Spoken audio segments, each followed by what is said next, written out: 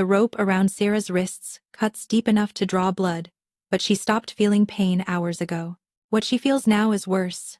The cold stares of wolves she once called family, as they drag her toward the border stone. The weight of betrayal pressing against her chest until breathing becomes a battle she's not sure she wants to win. Keep moving. Alpha Aldrich's voice carries no warmth, no hint that he once bounced her on his knee when she was a pup, called her little songbird, promised her father he would protect her always. That was before the blood debt, before her father's death left her as the only currency valuable enough to pay what was owed. Sarah stumbles over a root, and rough hands shove her forward. Laughter ripples through the escort party. 6 wolves from Thornwood, her birth pack, delivering her like a sack of grain to their oldest enemy, the Blackmore pack. Even the name sends ice through her veins. Every pup in the territory grows up hearing stories of Blackmore's savagery, how they train their young in blood and bone, how weakness is carved out with claws and fire, how wolves who enter their territory are never seen again, and now she belongs to them. There, Aldrich announces, pointing toward the massive border stone carved with ancient treaty marks. They're waiting. Sarah's stomach drops as she sees them. A dozen Blackmore warriors stand in perfect formation, their bodies thick with muscle and scarred from countless battles. They wear black, leather and iron, their eyes cold as winter steel. But they're not what makes her blood freeze. It's the figure standing apart from the others. He's tall, taller than any wolf she's ever seen, with shoulders broad enough to block the dying sun. Black hair falls across a face carved from shadow and sharp edges, cheekbones like blades, a jaw set in stone. He wears no crown, no marking of rank, but power radiates from him like heat from a forge. The Alpha King of Blackmore. Sarah's wolf, dormant for months, under the weight of starvation and despair, suddenly stirs. A whimper echoes through her mind, and she feels something she hasn't felt since they threw her in chains. Alive. She feels alive. Alpha Aldrich. The king's voice is deep and cold, carrying the weight of absolute authority. You're late. The girl slowed us down. Aldrich shoves Sarah forward, and she crashes to her knees on the rocky ground. As agreed, 1 Omega to settle the blood debt. She's yours now. Sarah keeps her eyes fixed on the dirt, her pulse thundering so hard she can hear it in her ears. She waits for rough hands to grab her, for growled orders, for the casual cruelty she's learned to expect. Instead, silence stretches across the border like a held breath. She feels him approach before she sees him. The air shifts, thickens, charged with something electric that makes her skin prickle. His scent reaches her next, pine and midnight, and something wild that makes her wolf keen with desperate longing. Mate. The word echoes through her mind. But it can't be right. She must be delirious from hunger, from exhaustion, from the trauma of watching everything she knew crumble to ash. Boots appear in her vision, fine leather, well-worn but carefully maintained. He crouches before her, and she feels the heat of his proximity like standing too close to a bonfire. Look at me. His command is quiet but absolute. Sarah's body obeys before her mind can protest. Her eyes lift to meet his, and the world stops spinning. Gold. His eyes are pure molten gold, burning with an intensity that steals the breath from her lungs. And in those eyes, she sees something that makes no sense at all.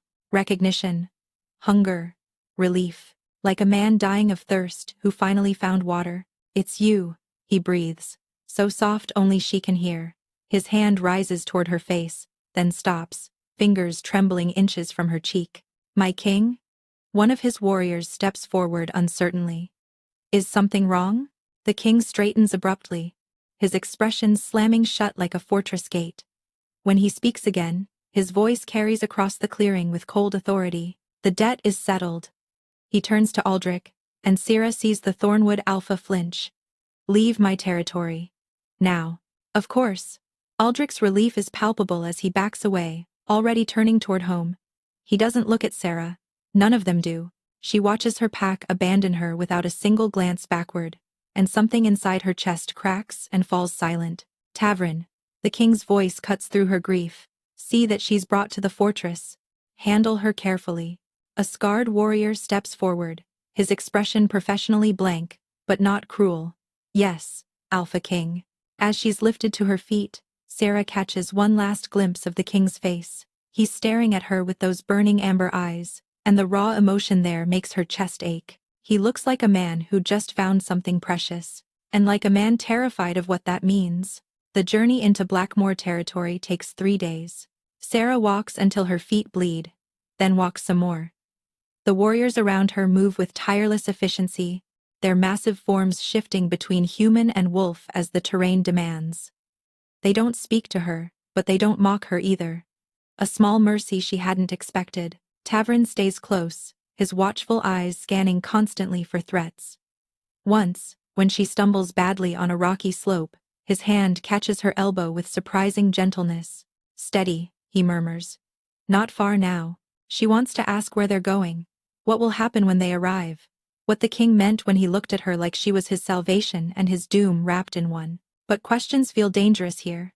So she swallows them down and keeps walking. On the second night, her body finally surrenders. One moment she's placing one foot in front of the other. The next, the ground rushes up to meet her, and darkness swallows everything whole. She wakes to warmth and movement. Strong arms cradle her against a chest that radiates heat like a furnace. That scent surrounds her again, pine and midnight and wild, and her wolf purrs with contentment so deep it frightens her. Sira's eyes flutter open, and she finds herself staring at the underside of the king's jaw. He carries her like she weighs nothing, his stride steady and sure despite the treacherous mountain path. "You're awake." His voice rumbles through his chest, vibrating against her cheek. "I can walk," she whispers, though her limbs feel like water. "You can barely breathe." His arms tighten fractionally. "Rest." "My king, allow me." Tavern appears beside them. "It's not fitting for you to carry a—" I said rest. The words aren't directed at his warrior, but they carry enough command to silence any argument. Sarah should protest. Every rule of pack hierarchy screams that this is wrong, dangerous, a liberty she has no right to accept. But exhaustion pulls at her like chains, and his warmth seeps into her frozen bones.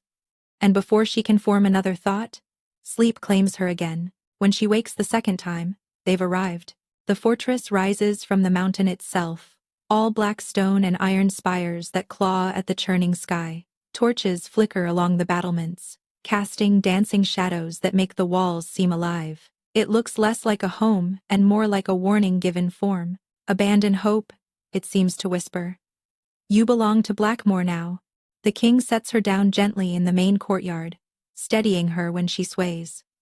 For one breath, his hand lingers at her waist, burning through the thin fabric of her dress. Then he steps back, and the cold rushes in to fill the space he left. "Welcome to Blackmoor, little wolf." A new voice slides through the air, like oil on water. Sira turns to find a man approaching from the great hall. He shares the king's dark hair and sharp features, but where the king's face is granite, this man's is smooth and polished, handsome, in a way that feels practiced, dangerous in a way that feels hidden. His pale blue eyes assess her with casual contempt. Is this the blood debt payment? He circles her slowly, and she feels his gaze like fingers on her skin. Thornwood scraps. How generous of them.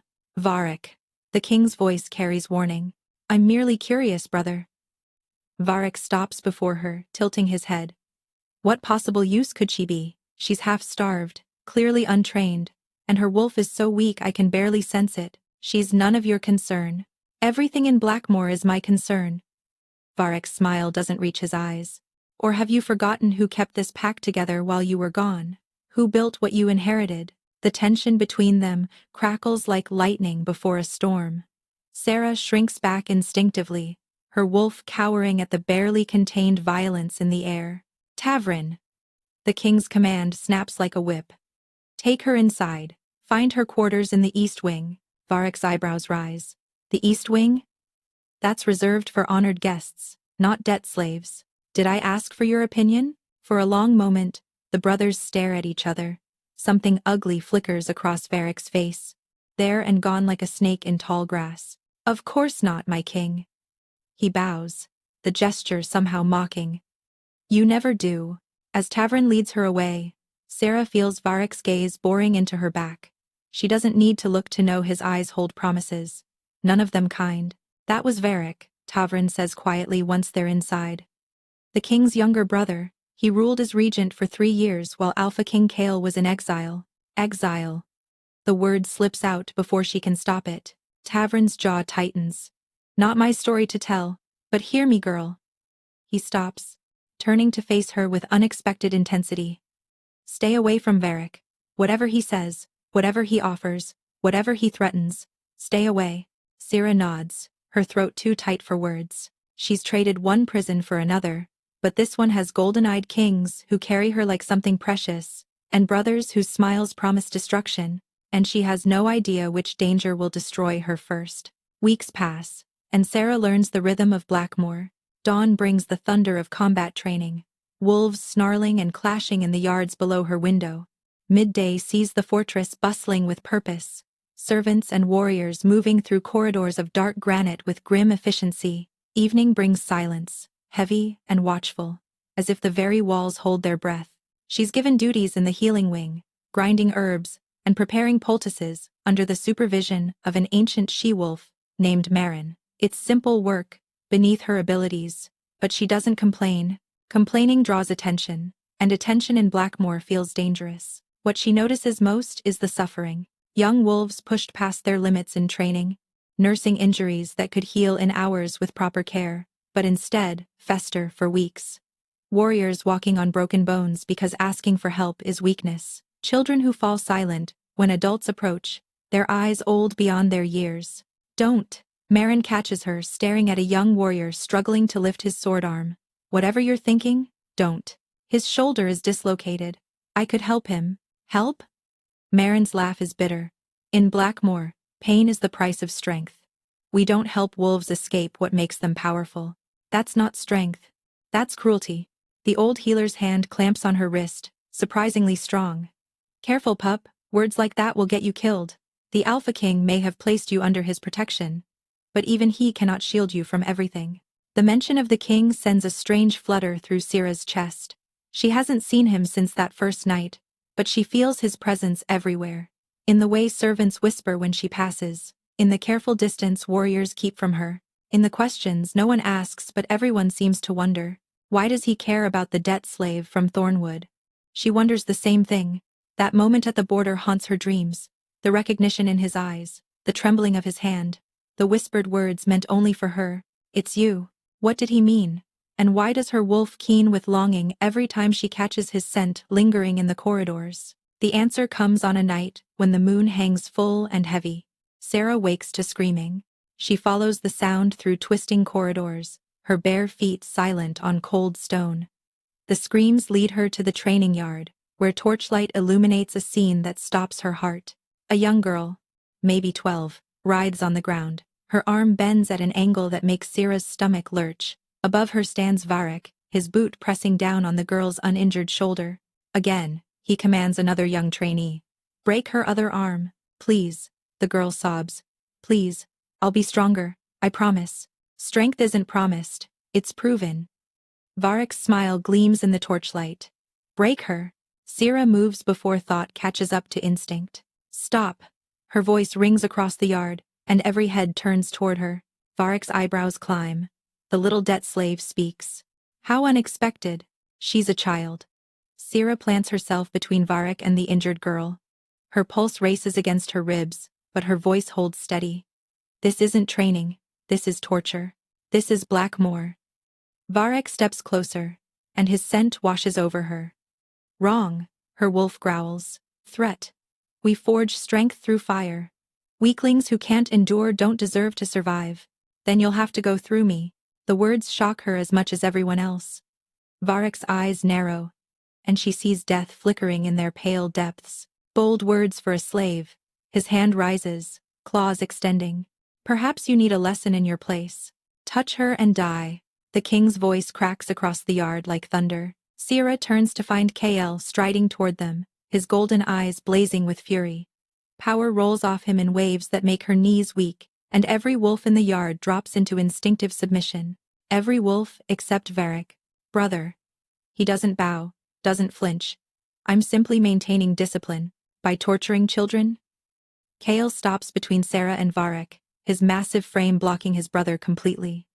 We discussed this. You lectured. I listened. I disagreed. Varric's mask slips, revealing the hatred beneath. Your soft heart will doom this pack, Kale. Father knew it. That's why he chose me. Father is dead. And I am king. The silence that follows feels like the moment before a blade falls. Varric's smile returns, sharp and cold. For now. He turns and stalks away, his trainees scrambling after him. Sarah kneels beside the injured girl, her hands already beginning to glow with silver light. What are you doing? Kale's voice is sharp, healing her. Unless you'd rather she suffer through the night with a shattered arm? She doesn't look up, doesn't ask permission. The warmth flows from her palms into the girl's broken body, and she feels the bone knitting together, the torn muscles weaving back into place. When she finishes, the girl stares at her healed arm with wonder. Go, Sarah tells her gently. Find somewhere safe to sleep. The girl runs, and Sarah finally rises to face the king. She expects anger. She expects punishment for defying Blackmore's ways, for exposing her abilities, for challenging Varric publicly. Instead, she finds him staring at her with an expression that makes her breath catch. Wonder, gratitude, and underneath, burning so bright it almost hurts to witness. A longing so deep it could swallow worlds. You're a soul singer, he breathes. The stories are true, Sarah's heart stutters. How do you know what I am? Because I've been searching for you my entire life. The king's private study smells of leather and wood smoke and him. Sarah stands near the door, uncertain whether she's guest or prisoner. Kale moves to the fireplace, his back to her, shoulders tight with tension she doesn't understand. Sit, he says finally, please. The please catches her off guard. She settles into a chair near the hearth, watching flames dance across his shadowed profile. You asked how I know what you are. His voice is rough, like words dragged across gravel. When I was 7 years old, an oracle came to Blackmore. Sarah stays silent, barely breathing. She told my father that his eldest son was cursed. That darkness lived in my blood, a beast so savage it would one day consume me entirely. But there was hope. He turns, and the firelight catches the pain carved into his features. A soul singer would be born, she said. A wolf whose gift could reach the beast, could soothe what could not be tamed. She would carry the old healing magic in her blood, but more than that, she could touch the wounded places no medicine can reach. My mate. My salvation. The word mate sends electricity crackling down her spine. My father searched for years. Every omega, with even a hint of the gift, was brought to Blackmore and tested. None of them were right. None of them could touch the darkness. His laugh is hollow. Eventually, he gave up. Decided the oracle was wrong. Declared me unfit to rule and named Varric his heir instead. But you're king now. Because my father died, and our laws demand the eldest inherit regardless of his wishes. Varric had 3 years as regent to make this pack his own. Kale's hands clench at his sides. 3 years to poison them against me. 3 years to spread his philosophy of cruelty disguised as strength. Sarah processes this. Pieces falling into place. The oracle. That's why you were at the border. You knew I would be there. I knew a soul singer was being traded from Thornwood. I didn't know it would be you. His amber gaze finds hers, and she sees vulnerability there that breaks something open in her chest. I didn't know that seeing you would feel like finally breathing after drowning for 30 years. Her pulse quickens until she's sure he can hear it. The bond, she whispers. At the border, I felt the mate bond. Yes. He moves closer, then stops himself, maintaining careful distance. I've felt it since the moment I scented you, every instinct screaming to claim you, protect you, mark you as mine. Sarah's wolf whines with desperate longing. But fear holds her frozen. Then why haven't you? Because I won't force a bond on someone who had no choice in coming here. His voice drops, raw and honest. You were sold like property, Sarah. Your freedom was stolen. I won't steal anything else from you, no matter what my wolf demands. The words hit her like a wave breaking over stone. In a world where alphas take what they want, where omegas exist to serve, this king stands before her and offers choice. Tears burn her eyes. She blinks them back. The darkness, the oracle mentioned, she says carefully. What is it? Kale's expression shudders. He turns back to the fire, and she watches tension climb his spine. My wolf is different, has been since birth. There's a rage in him that never sleeps, a violence that hungers for release. His voice drops to barely a whisper. Sometimes I can hear him howling in my mind, begging for blood, for destruction, for the satisfaction of tearing the world apart. And you've controlled him alone all this time? I had no choice. He turns to face her, and she sees the exhaustion beneath his strength. If he breaks free, people die.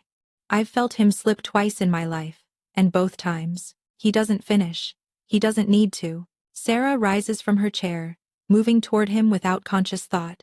His eyes track her approach, wary and hungry in equal measure. I don't know if I can help you, she says honestly. I've never tried to reach a beast like that. But I'm willing to try, if you'll let me. She stops inches away, close enough to feel his heat, to see the rapid pulse at his throat. Why? The word seems torn from him. After everything Blackmore has taken from you? Why would you help me? Because you carried me when I couldn't walk. Her hand rises to his chest, pressing against the steady thunder of his heart. Because you protected me from Varric when you owed me nothing. Because you're the first alpha in my life who asked what I wanted instead of simply taking. His eyes close, and she feels the shudder that runs through him. Sarah. Her name on his lips sounds like worship. If we do this, if you reach for my wolf, you'll see everything. Every dark corner, every terrible thing I've done and dreamed of doing. I won't be able to hide from you. Then don't hide. His eyes open, blazing gold in the firelight. For a moment, the air between them crackles with possibility. His hand rises, fingers hovering over her cheek. So close she can feel the warmth radiating from his skin. She leans in, just slightly. An invitation. A knock shatters the moment. Kale steps back so quickly she stumbles, cold rushing in where his warmth had been. His expression slams shut, the vulnerable man disappearing behind the mask of the king. Enter, he commands. His voice steady despite the storm she can see raging in his eyes. Tavrin appears in the doorway, his face grim. My king, forgive the interruption. There's a situation at the eastern border. Raiders from the Silver Fang pack. How many? 30 at least. They've taken hostages from one of our outer villages. Kale nods once. All business now. Assemble the war party. We ride within the hour. Tavrin vanishes, and Kale turns to Sarah one last time. When I return, he says quietly, we'll finish this conversation. And if you don't return? Something flickers across his face. He crosses the distance between them in 2 strides, and before she can react, his lips brush her forehead. Brief, barely a touch, but it brands her all the same. Then the darkness won't matter anymore, he whispers against her skin, and then he's gone, leaving her alone with the fire and the echo of a promise neither of them had the courage to speak aloud. Outside the window, war drums begin to thunder. And somewhere in the fortress, Sarah feels certain that Varric is smiling. The fortress feels hollow without him. Sarah throws herself into work, grinding herbs until her fingers ache, and rolling bandages until her vision blurs. Anything to keep her mind from wandering to the eastern border, from imagining those amber eyes dimming in death. 3 days pass, then 5, then 7. On the 8th day, something shifts inside her. The careful walls she's built around her gift begin to crack. It starts small. A kitchen boy burns his hand on a pot, and before Sarah can think, silver light flows from her palms. The burn vanishes, and the boy stares at her with wonder, instead of fear. Please, he whispers, don't tell anyone. But word spreads like fire through dry grass. They come to her in secret at first. A seamstress with fingers cramped from endless stitching. A stable hand kicked by a frightened horse. An elderly wolf whose joints ache with every step. Sarah heals them all, and with each healing, something miraculous happens. They smile, not the tight, fearful expressions she's grown accustomed to in Blackmore.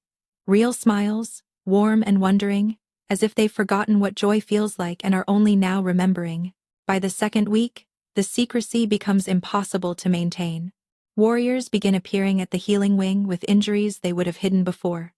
At first, they come alone, glancing over their shoulders, ashamed of their need, but when they leave whole and pain-free, something in their eyes changes. Thank you, a grizzled fighter tells her, flexing a shoulder that had been frozen with old damage.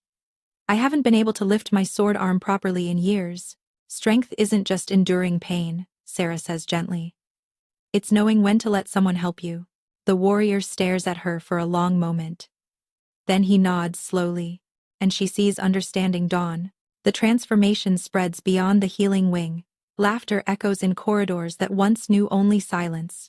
Children play openly in the courtyards, their games no longer shadowed by fear of punishment. Even the training grounds shift, warriors helping fallen comrades to their feet, instead of mocking their weakness. Marin watches it all with something like awe. "I've served 5 alphas in this fortress," the old healer murmurs one evening. "Never seen anything like this." "You're changing them, girl. Changing everything." "I'm just healing wounds." "No." Marin shakes her head. "You're healing something much deeper than that." But not everyone welcomes the change. Sarah feels Varrick's gaze following her everywhere now. He watches from shadowed doorways, from high balconies, his pale eyes tracking her movements with predatory patience. He never approaches, never speaks, but his hatred presses against her like a physical weight. She dreams of him some nights. Dreams of pale eyes and cold smiles and claws reaching for her throat. On the 15th day, the war party returns. Sarah hears the horns first, then the thunder of hooves on stone. She rushes to the courtyard with everyone else, her heart climbing into her throat as she searches the returning warriors for one face. There, Kael rides at the head of the column, his black armor dented and bloodied but his posture strong. Relief floods through her so intensely her knees nearly buckle. He's alive. He's home. Their eyes meet across the crowded courtyard, and she sees exhaustion in his gaze. But underneath, burning steady as a forge fire, she sees something else. He came back. For her. Then she notices the body draped across the horse behind him. Tavrin. She pushes through the crowd, reaching the fallen warrior just as others lift him down. Blood soaks through the bandages wrapped around his torso, and his face holds the gray pallor of approaching death. "Silver blade," Kael says, dismounting beside her. "The wound won't close. He's been fighting it for 3 days, but he doesn't finish. He doesn't need to. Bring him to the healing wing," Sarah commands. Authority she didn't know she possessed ringing in her voice. Now, they work through the night.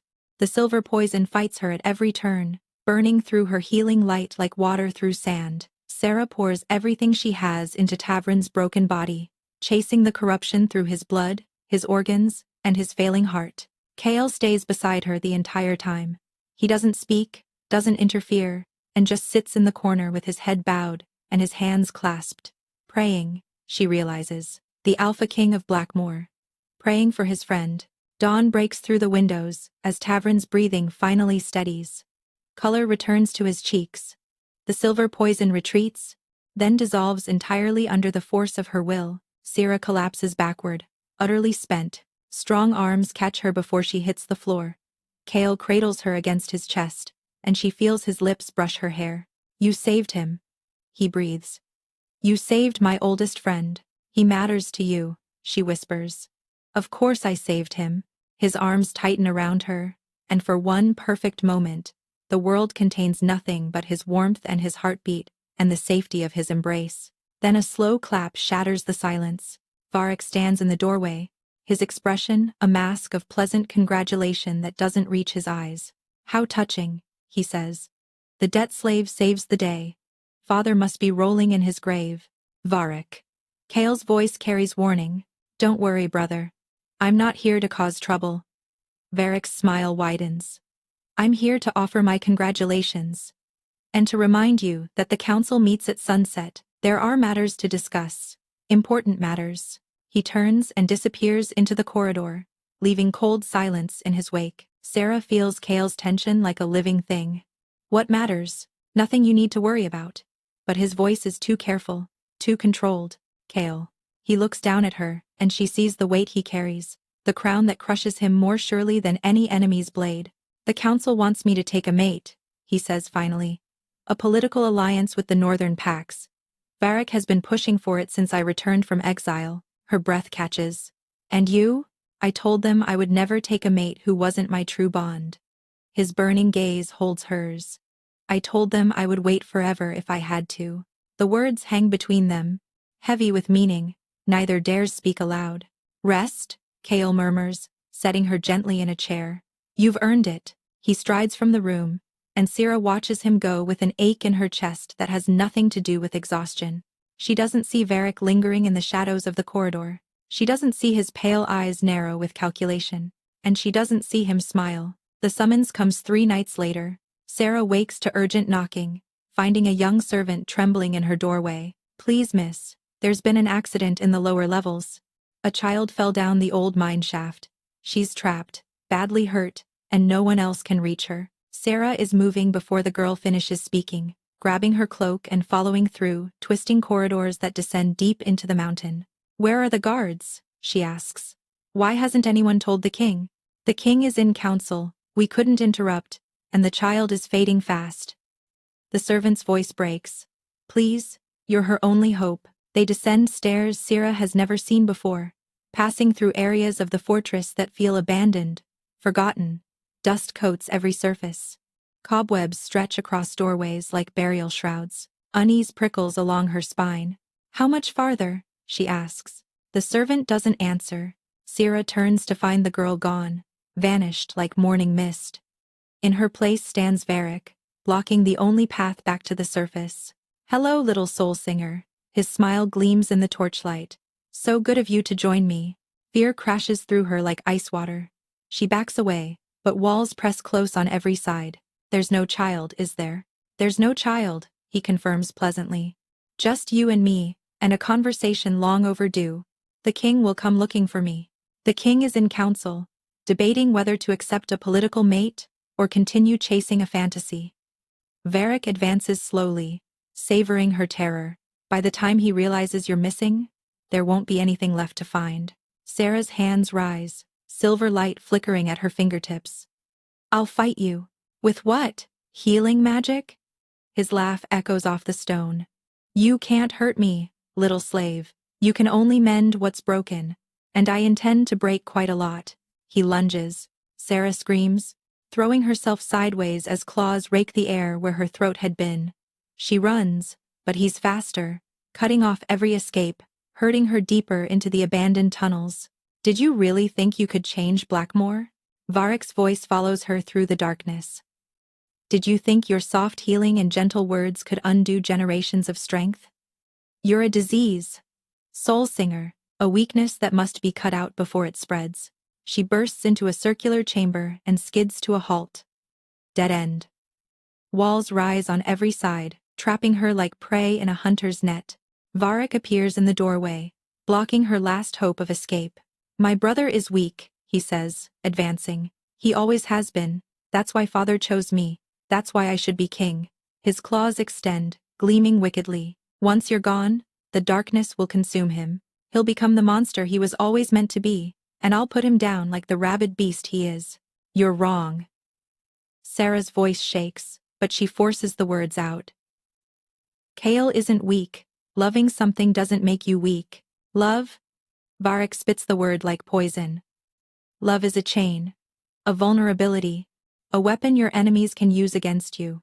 He reaches for her throat.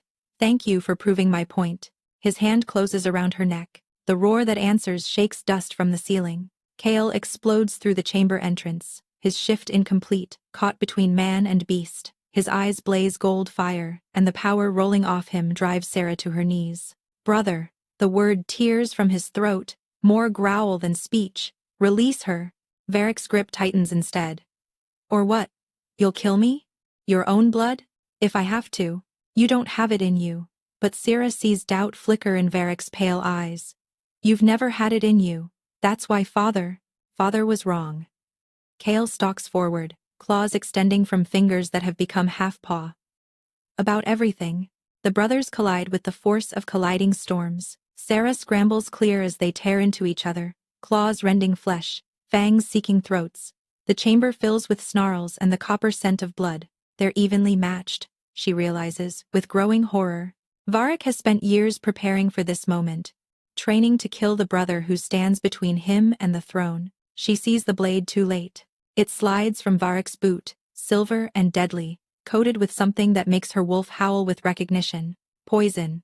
The same silver poison that nearly killed Tavrin. "KL!" she screams. He turns at her voice. And that heartbeat of distraction costs him everything. The blade sinks between his ribs. Kale staggers, staring down at the silver hilt protruding from his chest. His golden eyes find Sarah's, and she sees shock there, and pain, and something that looks terrifyingly like goodbye. No. Varric breathes, his triumph curdling into horror. The blade went too deep, she realizes.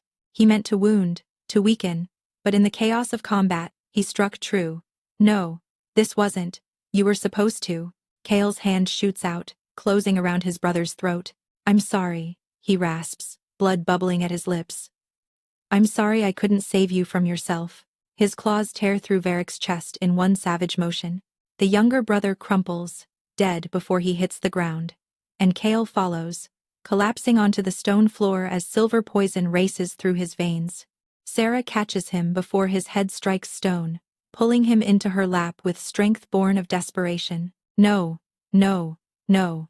She presses her glowing hands against the wound, but the poison is already spreading, turning his veins black beneath his skin.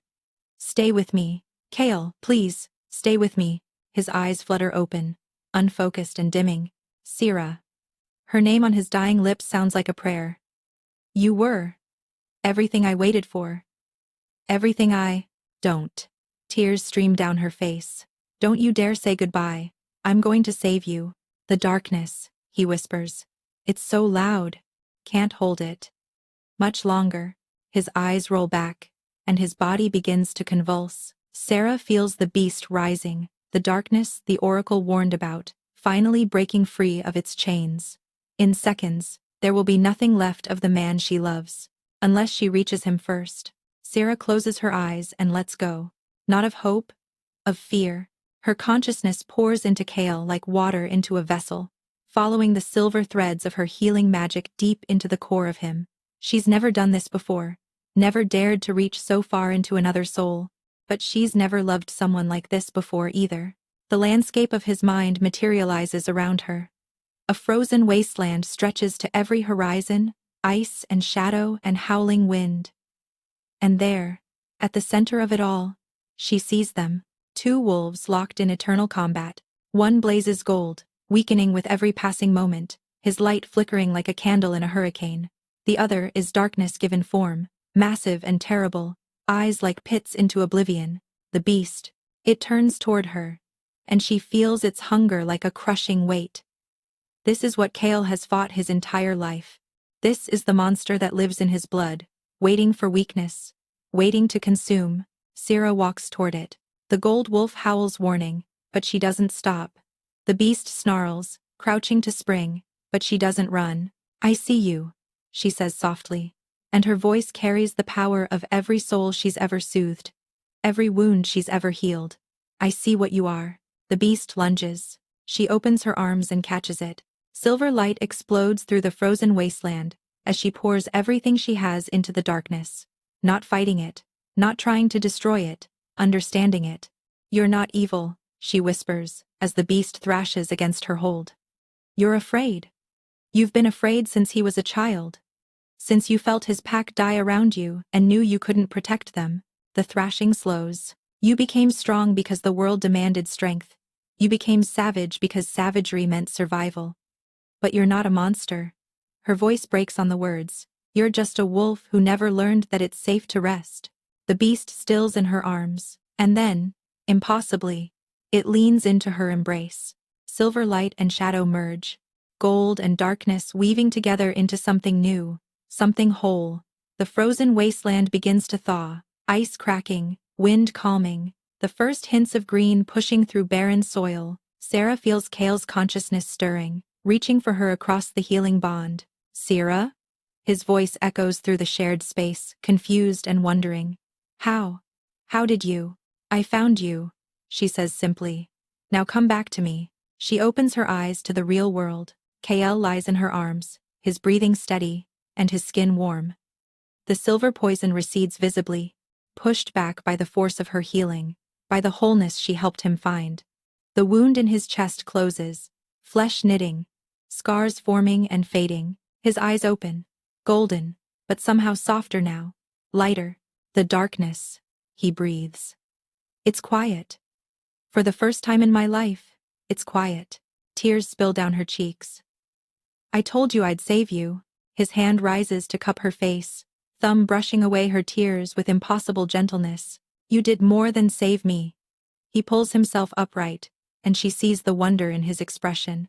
The disbelief of a man who spent his whole life carrying a burden that's suddenly lifted. You made me whole, KL. I love you.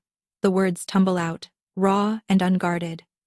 I've loved you since the moment I scented you at the border. I've loved you through every moment of watching you heal my people, change my home, and prove that strength and gentleness aren't opposites. I love you, Sarah, and I don't want to spend another moment pretending I don't. She answers him the only way that matters. Her lips find his, and the kiss that follows contains everything words cannot hold. Relief and longing, grief and joy, the desperate gratitude of two souls that nearly lost each other. When they finally break apart, both breathing hard, Kale rests his forehead against hers. Be my mate, he whispers. Not because you were traded here, not because of prophecy or debt or duty. Be my mate because you choose it, because you choose me. Yes. The word carries the weight of her whole heart. Yes, I choose you, I choose us. His smile transforms his face, all the sharp edges softening into something beautiful. Then let's go home. Spring comes to Blackmore, and with it, transformation. Where once there were only training grounds carved from blood and stone, gardens now bloom. Sarah established the first healing sanctuary, 3 months after becoming queen. A place where warriors and servants alike can seek care without shame. The ancient prejudice against healing fades slowly, but it fades. Children laugh openly now. The sound still startles some of the older wolves, unaccustomed to joy within these walls. But they're learning. Everyone is learning. Kale rules differently than any alpha before him. He still trains his warriors with exacting standards, still demands excellence, still projects strength that makes enemies think twice. But underneath the iron, there's compassion now. Mercy, understanding that true power lies not in how much pain you can inflict, but in how much you choose not to. The beast sleeps peacefully inside him, no longer fighting for control. Sometimes, in quiet moments, Sarah senses it stirring contentedly, like a hound warming itself by the fire. It's part of him still. Always will be, but it's no longer a monster to be feared. It's just another piece of the man she loves. On the night of the mating ceremony, the entire pack gathers beneath a full moon. Sarah stands before them in a gown of silver and midnight, her hair woven with mountain flowers. Kyle faces her in ceremonial black, his golden eyes bright with emotion he no longer tries to hide. Before the moon and the old gods, he speaks, his voice carrying to every ear. I claim this woman as my mate, my partner, my equal in all things. Before the moon and the old gods? Sarah answers, her voice steady despite the happy tears threatening to fall. I claim this man as my mate, my home, the other half of my soul. His teeth graze her throat. The claiming bite gentle but sure. She feels the bond snap into place, golden and warm, connecting them in ways that transcend words or touch. The pack howls their approval, voices rising toward the stars. Later, when the celebration quiets, and they stand alone on the balcony overlooking their transformed home, Kale pulls her close against his chest. Thank you, he murmurs into her hair. For what? For showing me what strength really means. For teaching this pack that healing isn't weakness, that kindness isn't surrender. He tips her chin up, warm amber eyes meeting hers. For finding me when I was lost in darkness and leading me back to the light. Sarah smiles, rising on her toes to press a kiss to his jaw. Thank you for waiting for me, she whispers. For not giving up. For believing I was worth 100 lifetimes of loneliness. 1,000 lifetimes, he corrects. 1,000,000. You would have been worth them all. Below them, Blackmore sleeps peacefully beneath the watching moon. No longer a fortress of fear and suffering, but something new, a home, a sanctuary, a place where strength and gentleness walk hand in hand, and love conquers even the deepest darkness. And in the Queen's garden, where a soul singer plants healing herbs by moonlight,